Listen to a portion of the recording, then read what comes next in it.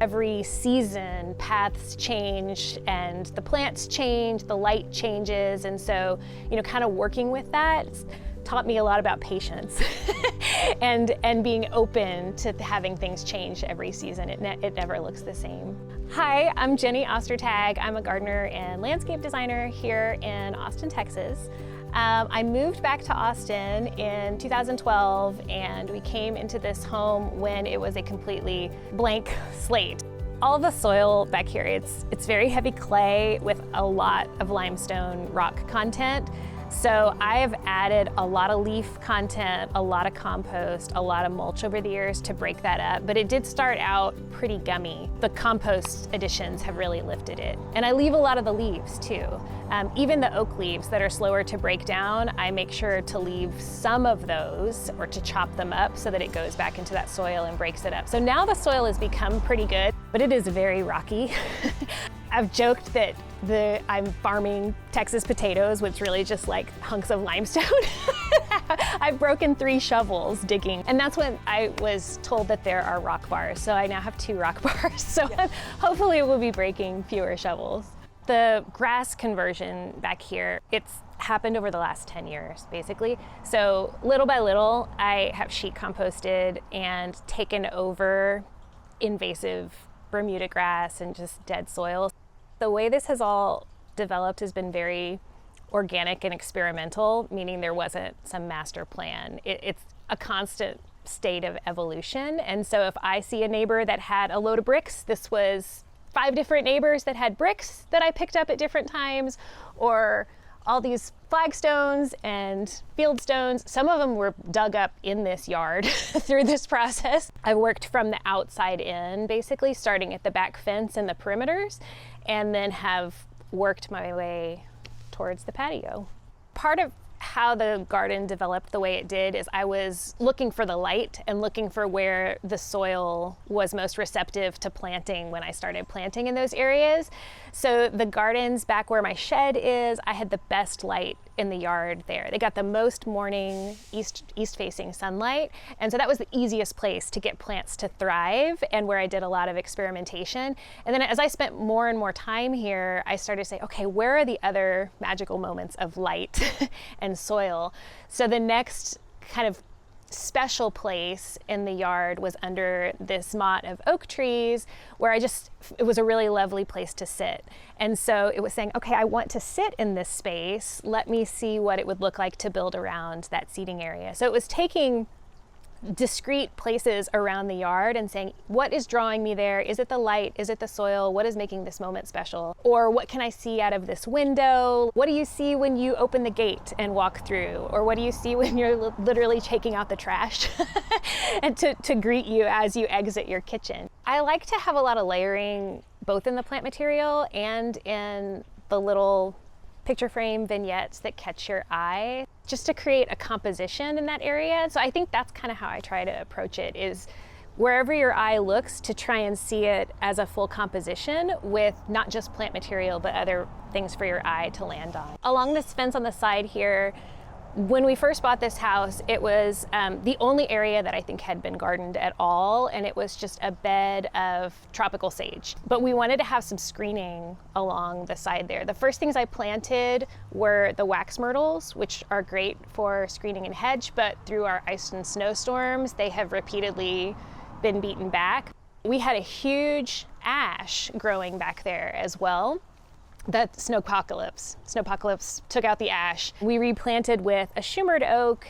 I have an American beautyberry, sweet almond verbena, Texas persimmon, and sky pencil holly, evergreen sumac, and in front of that is our rain garden. We have storm water that comes through the side of our house and locates there. So we would have a big area of our yard that was just a mud pit and would not drain quickly. So one year I decided to build a rain garden and dug down and basically till I hit limestone bedrock about a foot down. And that became kind of the basis for this planting area that collects water. So when we get a big rain event, it will fill up, but it empties out within 24 hours for sure, sometimes in 4 to 8 hours, even if we have multiple inches of rain. I come back here and do what I feel inspired to do on any given day, or through what plants come to me through friends, or what you find on sale, or what's in season that inspires you that day. I love salvias, sages. They're easy to take clippings of and share with neighbors. And so that's how a lot of this got started, was pass along plants, the cannas, the salvias, the fountain crosses. So much back here tells the story of my friends that are gardeners, which has been really lovely. And then during the pandemic, one of my friends, Rebecca, started a free plant stand not too far from here, where both for house plants and plants in the yard, you can leave clippings or take rooted cuttings. So a lot of it has come to feel like more of a designed composition over time as we do that sharing. When you take one plant that multiplies and spread it around your garden, suddenly it looks much more like an intentional design because you're using that repetition. I have some supplemental drip irrigation, but it's very minimal. I keep the things that need to be hand watered, that are my precious plants, in my pots near my back door where I collect rainwater. The first pond I started with was just purely for rainwater collection. I didn't have any plants growing in it. I just put it under a gutter that collected rain because I wanted to be able to water plants with rainwater. And so the next one I put in was level with the ground, where I got, again from a neighbor, a tub that they were giving away that I think was a horse trough or something. That one I buried in the ground because I wanted to have wildlife access to it. So I wanted frogs and lizards and the birds and stuff to be able to go to the edge of the rocks and then be able to drink. That kind of moved it more towards just wildlife, serving the wildlife versus just rainwater collection. So I put another trough with more plants and another bubbler where I can see it out of my kitchen window, and made that the centerpiece of a memory garden for a friend of mine. We have had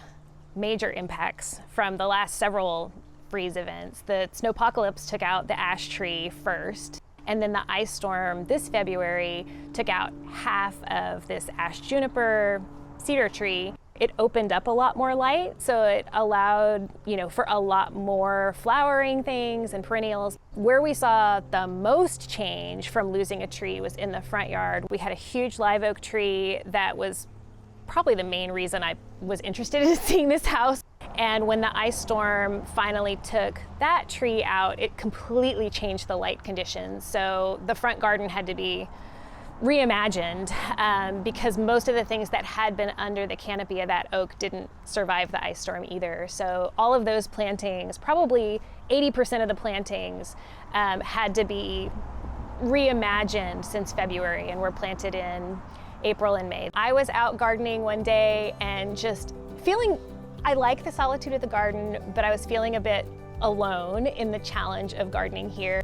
And feeling like I just needed to talk about that and share that and learn from other people how they're responding to that and what I can do to help. So I have not had a social media presence before I started this TikTok channel on a whim. It's just the authentic what's happening in the garden today point of view. And I think a lot of people responded to that, and that resonated with people to say you can start small and you can do a lot of things for free or to work within community to build a garden over time. Landscape design is a second career for me. I spent 15 years in corporate HR in highly interactive, people-facing roles, and my stress relief was coming out into the garden and having some solitude and really getting grounded physically and mentally in the soil. It's been an evolution. I don't know where the end will be, but much like what I love about gardening, I don't have to figure out the end right now. We can see where this goes.